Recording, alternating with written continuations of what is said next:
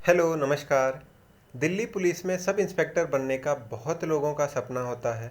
अगर आपका भी सपना है दिल्ली पुलिस में सब इंस्पेक्टर बनने का, तो उसका पहला स्टेप है उसके बारे में पूरी इन्फॉर्मेशन जान लेना कि कैसे आप सब इंस्पेक्टर बन सकते हो। तो इसके लिए शुरुआत करते हैं हम एग्ज़ाम से। दिल्ली पुलिस के लिए एक एग्ज़ाम करवाती है एसएससी सीपीओ।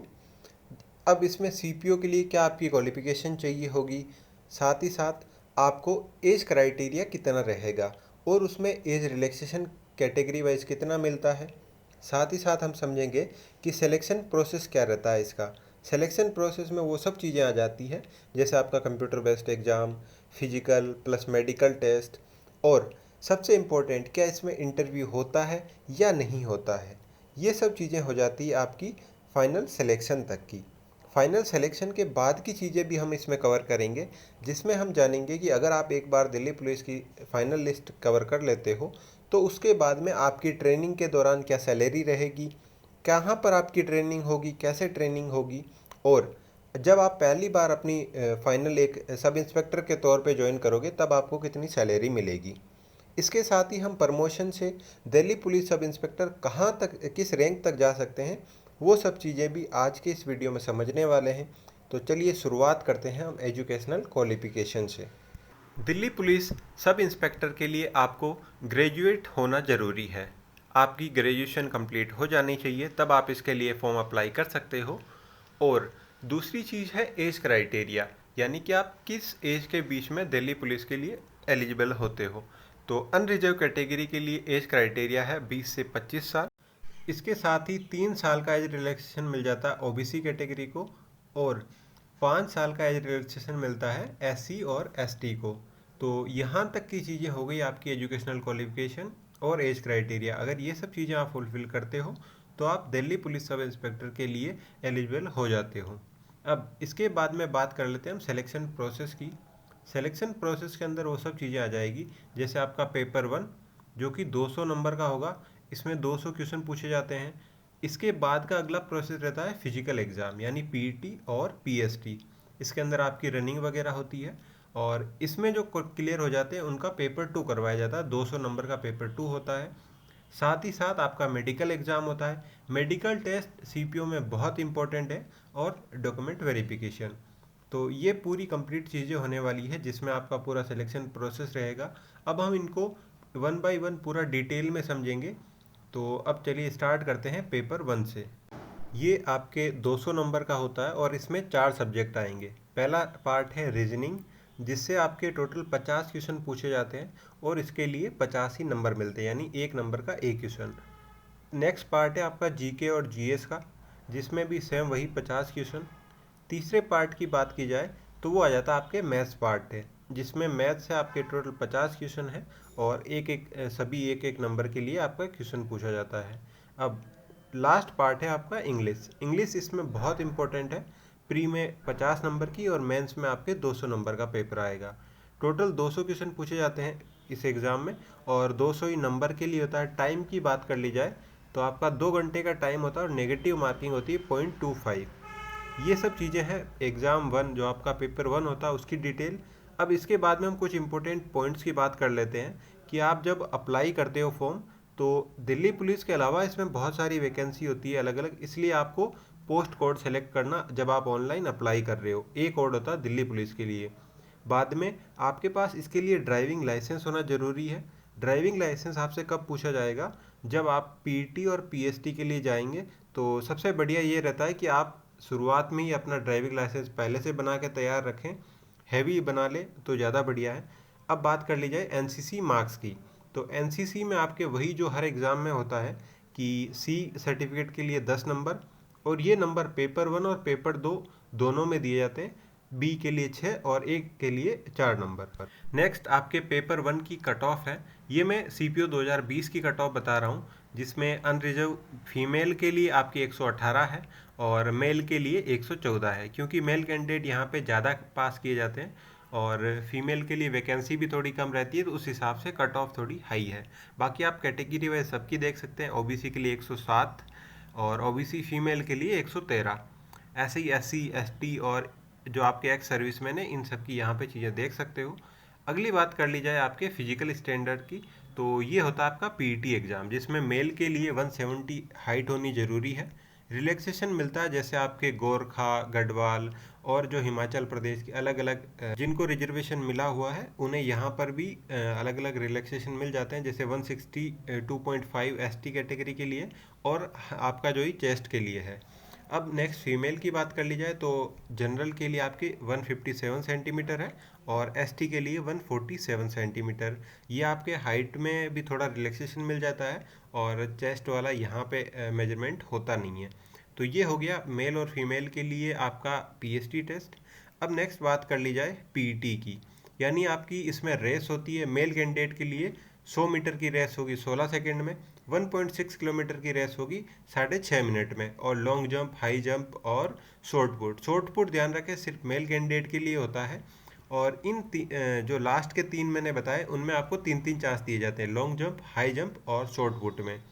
इनके जो आपके मेजरमेंट की बात कर ली जाए तो 3.65 मीटर आपका लॉन्ग जंप होता है और 1.2 metre high jump. Female candidate की बात कर ली जाए तो 100 मीटर की जो रेस होगी उसके लिए आपको 18 सेकंड का टाइम दिया जाएगा। दूसरी जो रेस होती है वो होती है 800 मीटर की, जिसके लिए आपको 4 मिनट का टाइम दिया जाएगा। इसमें लॉन्ग जंप होता है 2.7 मीटर का और हाई जंप होता है 0.9 मीटर का। दोनों में 3-3 चांस दिए जाएंगे। ये सब यहाँ तक हमने चीज़ें समझी है पेपर 1, जो कि आपका ऑनलाइन एग्ज़ाम होता है। उसके बाद जो आपका फिजिकल एग्ज़ाम होता है पीईटी एंड पीएसटी, जिसके बारे में अभी हमने डिटेल में समझा है। यहाँ पे आपको ड्राइविंग लाइसेंस भी दिखाना ज़रूरी है। और उसके बाद में अब हम समझेंगे पेपर 2 की, जो कि इसका पूरा सिलेक्शन प्रोसेस इस हिसाब से है। पेपर 2 ऑनलाइन एग्ज़ाम होता है और अब इसको थोड़ा डिटेल में समझ लेंगे, जैसे हमने पेपर 1 समझा था। पेपर 2 में आपके टोटल 200 क्वेश्चन पूछे जाते हैं और 200 ही नंबर के लिए होता है। इसमें एक ही सब्जेक्ट रहता है, ये चीज़ ध्यान रखने लायक है कि आपके इंग्लिश से 200 क्वेश्चन पूछे जाएंगे। प्री में इंग्लिश के 50 हो जाते हैं, तो इंग्लिश इसमें बहुत इंपॉर्टेंट है। सीपीयू के लिए कहा जाता है कि आपकी इंग्लिश और आपकी फिजिकल फिटनेस बहुत इंपॉर्टेंट होती है। 2 घंटे का आपको टाइम मिलेगा और इसमें भी सेम नेगेटिव मार्किंग 0.25 या फिर 1/4 जिसे कहते हैं। अब मैं आपको पेपर 2 और पेपर 1 दोनों की मिला के जो कट ऑफ निकलती है, इसके बाद आपको मेडिकल के लिए बुलाया जाता है। तो ये आपकी कैटेगरी वाइज यहाँ पे कट ऑफ देख सकते हो, मेल और फीमेल दोनों के लिए।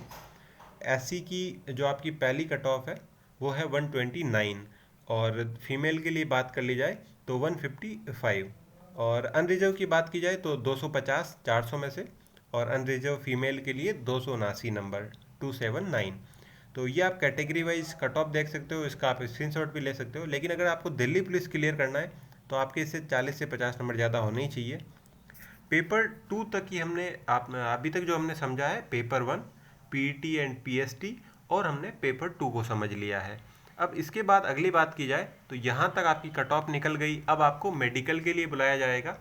मेडिकल एग्ज़ाम सीपीयू में बहुत इंपॉर्टेंट है, पूरा डिटेल में मेडिकल होता है, तो हम इसको शुरुआत से समझ लेते हैं। इसमें आपकी आई चेक की जाती है, यानी आपकी 6/6 तो आपका बेटर आई होनी चाहिए, और जो वर्स आई है वो है 6/9 की। और इसमें बहुत खास चीज़ ध्यान रखने लायक है कि आपके ग्लासेज अगर आपके लगे हुए हैं वो उसमें नहीं आपके वैलिड होंगे। अगर आपने सर्जरी करवाई है तो भी वहाँ से आप डिस्क्वालीफाई हो जाते हो। ये हो गई आई साइट। अब इसके बाद में बात कर ली जाए नोकनी की। तो नोकनी क्या होता है कि आपको एक सीधी पोजीशन में खड़ा किया जाएगा और उसके बाद में आपके घुटने आपस में एक तो टच नहीं होने चाहिए, नॉर्मल सा गैप होना चाहिए, एक आपके टच नहीं होनी चाहिए। दूसरी चीज़ कि बहुत लोगों के घुटनों में बहुत ज़रूरत से ज़्यादा गैप होता है, तो वो भी नहीं होना चाहिए। ये होती है नोकनी की प्रॉब्लम। आप इसे एक्सरसाइज द्वारा ठीक कर सकते हो अगर ये आपके प्रॉब्लम है तो। और अगली बात कर ली जाए तो नेक्स्ट आपकी है फ्लेट फुट। फ्लेट फुट में क्या होता है कि आपके पैर के नीचे का जो एरिया है वो पूरा एकदम समतल होता है। हालांकि ये प्रॉब्लम बहुत कम लोगों के साथ रहती है, लेकिन फिर अगर ऐसा है तो आप दिल्ली पुलिस सब इंस्पेक्टर के लिए एलिजिबल नहीं रहते हो। फ्लेट फुट के बाद में अगली जो आपकी मेडिकल कंडीशन रहती है वो रहती है कलर ब्लाइंडनेस। कलर ब्लाइंडनेस में क्या होता है कि आपके बहुत सारे लोग ग्रीन, रेड और ब्लू, इन 3 कलर में डिफरेंस है वो क्रिएट नहीं कर पाते हैं, वो आप देख ही नहीं पाते कि इन तीनों में कुछ अंतर भी होता है। तो ये चीज़ है तो अभी आप डिस्क्वालीफाई हो जाते हो। अगली बात कर ली जाए, बहुत सारे लोगों का ये इश्यू रहता है कि क्या टेटू है, तो अगर टेटू बना हुआ है तो क्या वो दिल्ली पुलिस सब इंस्पेक्टर के लिए एलिजिबल होते हैं या नहीं होते हैं। तो टेटू कुछ जगह आपका अलाउ है और कुछ जगह अलाउ नहीं है। ये मैं आपको जो आपके नोटिफिकेशन में दिया हुआ है उसके अनुसार समझा देता हूँ। इसमें दिया हुआ है कि आपके एक तो रिलीजियस सिंबल है या फिर जो इंडियन आर्मी के द्वारा परमिट किए गए हैं वो टेटू अलाउ रहते हैं। अब टेटू अलाउ के लिए भी उन्होंने एक साइज दी है कि आप जिस बॉडी पार्ट पे बना रहे हो उसका 1/4 साइज से कम होना चाहिए। जैसे किसी ने हाथ पे बना लिया, एल्बो पे बना लिया, तो वो 25% से कम होना चाहिए।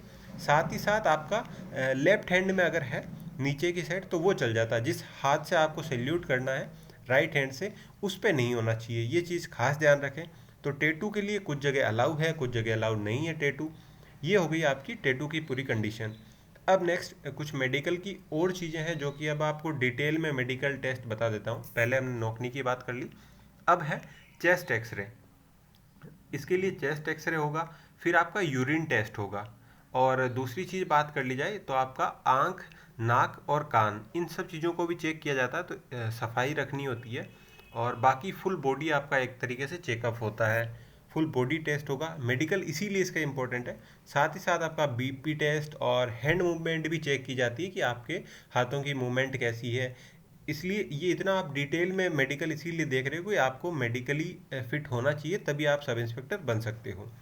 अभी तक की बात की जाए तो हमने पेपर 1 को देख लिया, फिजिकल स्टैंडर्ड देख लिए और पेपर 2 देख लिया। मेडिकल को भी हमने डिटेल में समझ लिया। इंटरव्यू की बात की जाए तो इसमें इंटरव्यू होता नहीं है आपके, बस यही प्रोसेस है। और उसके बाद में आपका डॉक्यूमेंट वेरिफिकेशन हो जाता है और एक फाइनल रिजल्ट आ जाता है। फाइनल रिजल्ट की जो कट ऑफ है वो मैं आपको आगे अगले स्टेज में बताने वाला हूँ। फाइनल रिजल्ट के बाद में अगर आप दिल्ली पुलिस सब इंस्पेक्टर के लिए ज्वाइन कर लेते हो या वहाँ तक आपकी कट ऑफ क्लियर हो जाती है तो एक बहुत ही रेस्पेक्टेड जॉब है।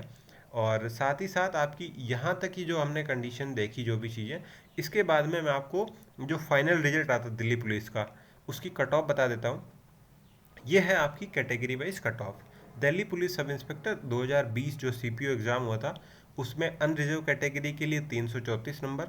हालांकि इसके बाद में कुछ पॉइंट की है, लेकिन मैंने आपको राउंड फिगर में यहाँ पे बताया। ओबीसी के लिए 331, ईडब्ल्यूएस के लिए 321, एससी की जो कट ऑफ है वो है 292 और एसटी के लिए 278, 278। ये कट ऑफ आपके 400 में से है। जो आपका प्री और मेंस एग्जाम हुआ था पेपर 1 और पेपर 2, उसी के मार्क्स काउंट किए जाते हैं। फिजिकल और मेडिकल आपके क्वालिफाइंग नेचर रहता है। अब आप जैसे ही फाइनली सेलेक्ट कर लिए जाते हो तब आपका पुलिस वेरिफिकेशन होता है और आपको ज्वाइनिंग लेटर दे दिया जाता है। यहाँ तक आप सब इंस्पेक्टर के लिए जो भी चीज़ें होनी थी। अब आप ट्रेनिंग के दौरान क्या होगा और प्रमोशन कैसे होगा वो सब चीज़ें हम इसमें समझने वाले हैं। ट्रेनिंग पीरियड होता है आपके 2 साल का। 2 साल में आपको 2 पार्ट में अलग अलग डिवाइड किया गया है। यानी पहले साल में आपको क्या करवाया जाएगा कि फिजिकली फिटनेस पे ध्यान दिया जाएगा आपकी। साथ ही साथ आपकी कुछ क्लासेज होंगी जिसमें आपको बेसिक लॉ सिखाया जाएगा, क्योंकि पुलिस का काम है आपको लॉ एंड ऑर्डर और दूसरी जो भी चीज़ें हैं तो उसमें लॉ आपका इंपॉर्टेंट रहेगा। जैसे आप कैसे कोई इशू हो जाता तो उसके बाद एफआईआर, उसके बाद में कोर्ट तक ले जाने के लिए क्या प्रोसेस रहता है, ये आपको सिखाया जाएगा। अगले साल में क्या करेंगे कि आपको एक प्रैक्टिकली किसी पुलिस स्टेशन में आपको ज्वाइन करवा देंगे और वहाँ पे आपका एक ट्रेनिंग चलती रहेगी। कोर्ट रूम का भी ट्रायल होगा, ये सब चीज़ें इसमें होगी। और इसमें आपको ट्रेनिंग के दौरान सैलरी भी मिलती है। सैलरी की बात कर ली जाए तो आपकी ट्रेनिंग के दौरान क्या रहेगी, ये हमने एक राउंड फिगर आपको बताया। हालांकि सैलरी इससे थोड़ी कम ज़्यादा रहती है।